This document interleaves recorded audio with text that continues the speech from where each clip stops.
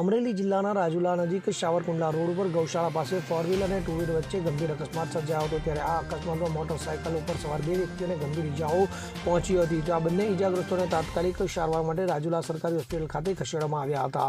તો પ્રાથમિક સારવાર આપ્યા બાદ તેમને વધુ સારવાર અર્થે શહેરની ખાનગી હોસ્પિટલમાં રિફર કરવામાં આવ્યા હતા। તો આ ઈજાગ્રસ્તોની ઓળખ સાવરકુંડલાના રહેવાસી રજિયાબેન સોરઠિયા, ઉંમર વર્ષ આશરે 50 અને એકમભાઈ સોરઠિયા તરીકે થવા પામી છે। તેઓ હાલ રાજુલાની ખાનગી હોસ્પિટલમાં સારવાર લઈ રહ્યા છે। તો આ અકસ્માતની જાણ થતાં રાજુલા પોલીસે ઘટના સ્થળે દોડી જઈ સમગ્ર મામલે તપાસ હાથ ધરી છે।